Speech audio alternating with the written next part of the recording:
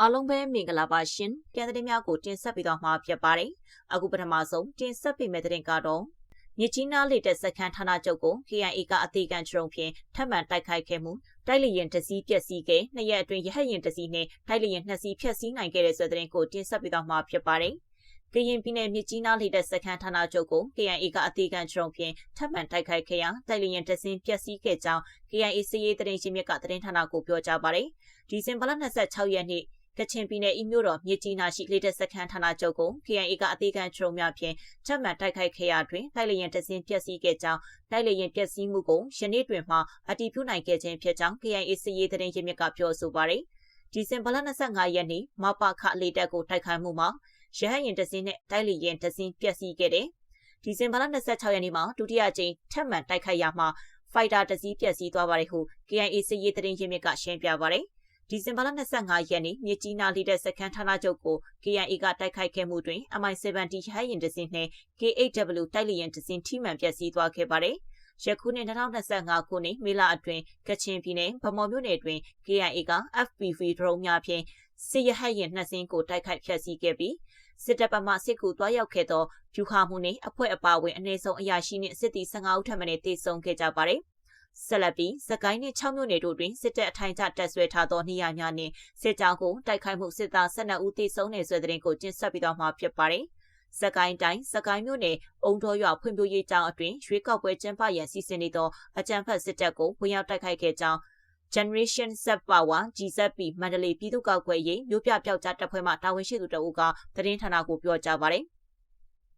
ဒီဇင်ဘာလ28ရက်နေ့မိုးလယ်10:30မိနစ်ခန့်တွင်စကိုင်းမြို့နယ်အုံတော်ရွာဖွံ့ဖြိုးရေးကျောင်းအတွင်း၌အတူရောင်ရွေးကောက်ပွဲကျင်းပပြုလုပ်ရန်စီစဉ်လျက်ရှိသောအကြမ်းဖက်စစ်တပ်ကိုတော်လှန်ရေးတပ်ဖွဲ့များကလက်နက်ကြီးများဖြင့်ပစ်ခတ်တိုက်ခိုက်ခဲ့ကြောင်းထိုတိုက်ခိုက်မှုအတွင်းဖွံ့ဖြိုးရေးကျောင်းဝင်းအတွင်းသို့လက်နက်ကြီးကြီးများကြားရောက်ပောက်ကွဲခဲ့ပြီးကျောင်းအုပ်ကြီးနေအိမ်နှင့်ကရုတ်ကျင်းများထိခိုက်ပျက်စီးကစစ်တပ်မှထိခိုက်မှုရှိကြောင်းသိရပါသည်ပြည်သူ့ဆန္ဒမပါဘဲပြုလုပ်ခဲ့တဲ့အရာမှန်သမျှကိုဆက်လက်မလုပ်ဆောင်ဖို့စကားစကိုသတိထပ်ပေးခြင်းပါတယ်အဲ့နေရာမှာကစစ်ခွေးအင်အားက80ဝန်းကျင်လောက်ရှိတယ်အသေးပြောက်ရှိတယ်တိကျတော့မသိရဘူးထပ်တိုးသိရတာရဲမိတွေပါထိတယ်လို့သိရတယ်ဟု Generation Z Power အဖွဲ့မှတာဝန်ရှိသူကပြောဆိုပါတယ်ထို့တိုက်ခိုက်မှုဖြစ်ပွားပြီးနောက်အကြမ်းဖက်စစ်တပ်ဘက်မှလက်နက်ငယ်များဖြင့်အချိန်ကြာမြင့်စွာပြန်လည်ပစ်ခတ်တော်လဲတော်လှန်ရေးရဲဘော်များအထိကိမရှိပြန်လည်ဆုတ်ခွာနိုင်ခဲ့ကြောင်းအဆိုပါတိုက်ခိုက်မှုကို Generation Z Power GZP မန္တလေးပြည်သူ့ကောက်ွယ်ရေးမျိုးပြပျောက်ကြားတပ်ဖွဲ့နှင့်မဟာမိတ်များဖြစ်ကြသောတိုးတွင်းတပ်ပြီး LDF နေမြေကံပါကဖအဖွဲ့တို့ကပူးပေါင်းဆောင်ရွက်ခဲ့ကြောင်းသိရပါတယ်။အလားတူမကွေးတိုင်း6မြို့နယ်ရှိအကြမ်းဖက်စစ်တပ်တပ်ဆွဲထားသောနေရာများနှင့်စစ်ကြောင်းကိုတိုက်ခိုက်ရာစစ်သား12ဦးသေဆုံးခဲ့ကြောင်း6 Revolution Army အဖွဲ့မှတာဝန်ရှိသူကသတင်းဌာနကိုပြောကြားပါတယ်။ဒီဇင်ဘာလ23ရက်နေ့နနက်9:00နာရီခန့်တွင်ဖိုးကုန်းရွာရှိအကြမ်းဖက်စစ်တပ်အထိုင်စခန်းနှင့်ကုန်းကြီးပြူစောတိရွာကိုဒေါ်လာရေးတပ်ဖွဲ့များကတပြိုင်တည်းဝင်ရောက်တိုက်ခိုက်ခဲ့ကြောင်းထိုထိတွေ့တိုက်ပွဲသည်2နာရီခန့်ကြာမြင့်ခဲ့ပြီးအကြမ်းဖက်စစ်တပ်ဘက်မှစစ်ဗိုလ်တအုပ်အပါအဝင်4ဦးသေဆုံးခဲ့ပြီးအများပြားထိခိုက်ဒဏ်ရာရရှိခဲ့ကြောင်းသိရပါတယ်။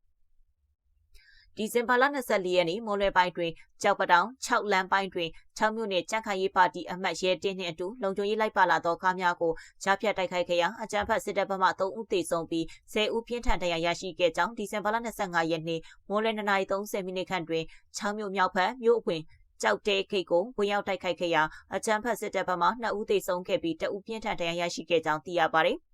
ဒီဇင်ဘာလ26ရက်နေ့နံနက်ပိုင်းတွင်တပ်မ69မှအင်အား200ဝန်းကျင်ခန့်ဖြင့်ထွက်လာသောစစ်တပ်သည်တစ်တိုကန်